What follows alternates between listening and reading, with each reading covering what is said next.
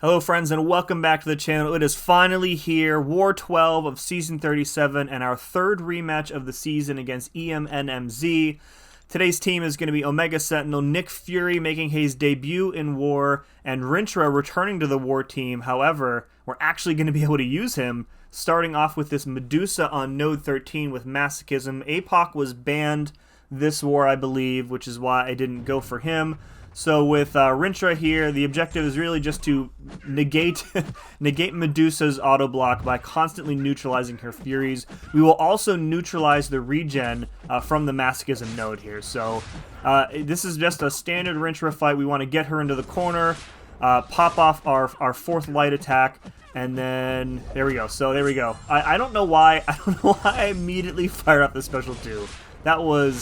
That's not how you play Rintrah. I don't know why I was doing that. I think maybe my thinking was that I didn't want to accidentally push myself to the special 3.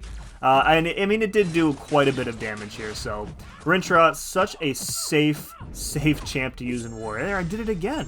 Why did I do that? It had to be because I'm close to the special 3. But either way, we're going to finish this fight at pretty much max health. And Medusa, I don't think she ever gained like 2 Furies in that fight. So... Alright, we're all the way up in Section 2 now. We have an Overseer on Node 30. We're going to go in here with Nick Fury, just because I don't want to play around with Overseer's auto block. This is a rank 4 Overseer, so I am a bit underpowered here with my only rank 3 Nick Fury. So the play here is just to, normal Nick Fury, massive bleeds. When he has the auto block active, I hit into him twice to trigger it intentionally and then back off. Nick Fury, of course, stun immune when hitting into an auto block, and he places an extra bleed when that happens too. So other than that, we really just have to worry about not triggering the Never Back Down node too many times. I do think I trigger it once or twice here. But you can see I'm trying to be a bit judicious with my dash backs, not trying to dash back twice when the regen timer is up. There, I just triggered it once there. But we're gonna overpower the regen pretty easily here with Nick Fury's bleeds, especially since we're running a little bit of a boost here as well. Right, so the special one there, you can just dex the last hit if you want. That saves you from triggering regen on that. He's gonna trigger the regen on his own too. So again, with Nick Fury, the bleeds are just gonna overpower him pretty easily, I would say. Blocking that special, blocking that. And then going back in, he's pretty much dead. I did take a bunch of block damage and a couple hits there, so we are going to have to heal Nick up for some subsequent fights on the path. But either way, a solo is a solo, as they say. Alright, next up we have a Wong on Node 40, going to go in here with Omega Sentinel. She is my go-to counter for most buffet nodes in War this season. I didn't realize until I went into the fight that this Wong is running Ouchie Mastery, so... I usually apply the heal block anyways, but it's just putting in a ton of extra work here, as you can see. He's absolutely melting from the bleed and the poison without willpower to rescue him.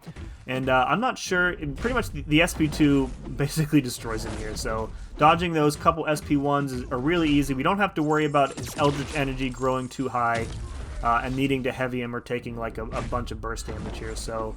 I don't think he falls dead out of the portal. That's one of my favorite deaths of all season.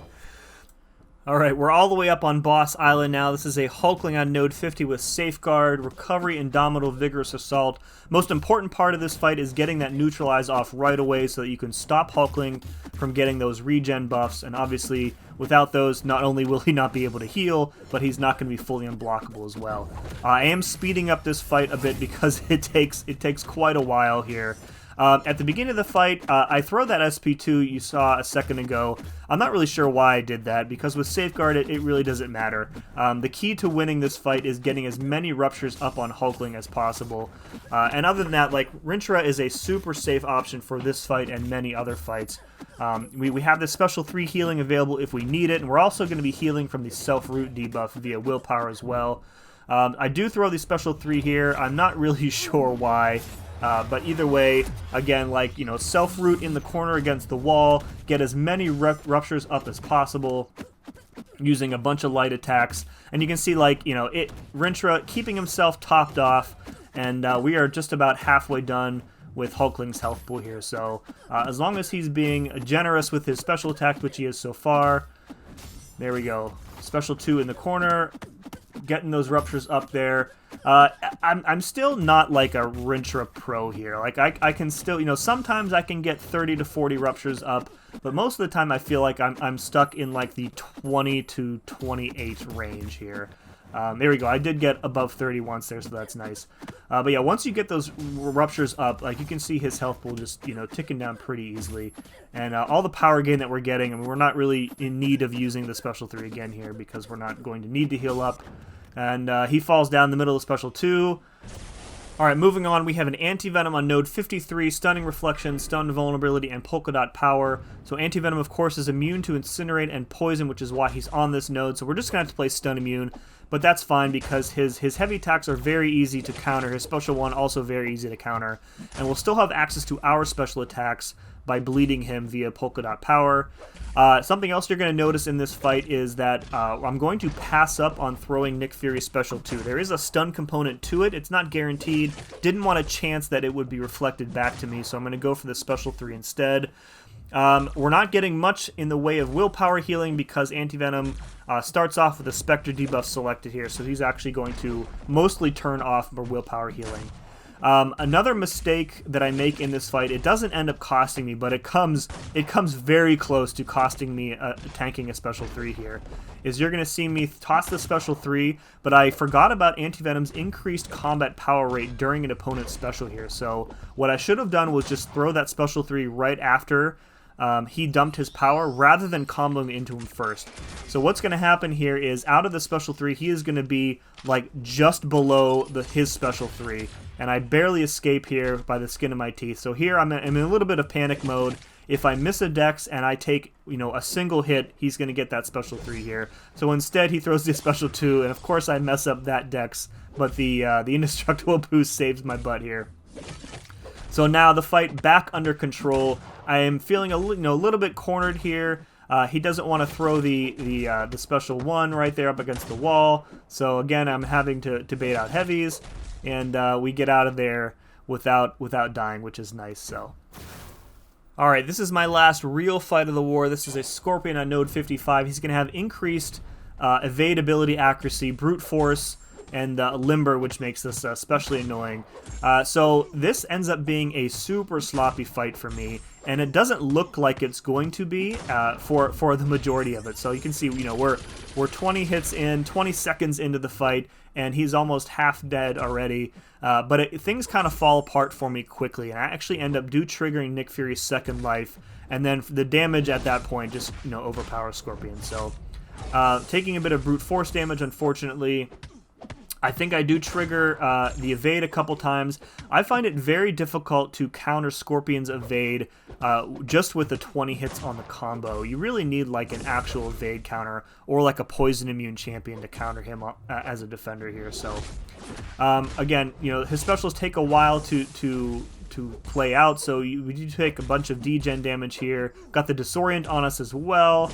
And then I get parried. So yeah, things just falling apart very quickly in this last third here.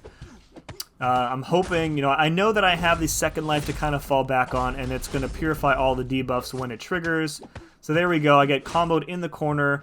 I dodge the heavy in the corner, and then the final bleed there ends up doing him in. So really messy, but we got it done nonetheless. And then technically my last fight is cleaning up this Cersei boss with the Rintrah. I wanted to save, I think Rico, our alliance leader, went in a couple times with Sim Supreme here. I wanted to save him in addition to revive, so I just did some cleanup work here. We felt like Sim Supreme was the better play here because he is a sick and tired tactic attacker. However, this is a rank 4 Cersei, and in hindsight, I think the Sim Supreme that we were using was only rank 2, so probably should have gone in here with the Rintrah to begin with. I'm pretty sure I was still boosted from the previous 2 fights too, so I probably could have taken this. Rintrah is a slow option, but pretty good. If I were to do this fight for real, I would be sticking to the Special 3 because she's a conduit defender. You can't knock her down, so you need to rely on the Special 3 damage and the ruptures to win the day for you here. So other than that, we can play it pretty loosely because she only had a few percentage points of health left. Goes down. We get the W in our final war of the season. 7 kills for me, 6 and like 6.1 kills, I guess you could count that as. 0 deaths, and our final record for this season is 8-4. Guys, if you enjoyed this video, please hit like, please hit sub. I really appreciate it. And as always, thank you very much for watching, and we'll see you again next time.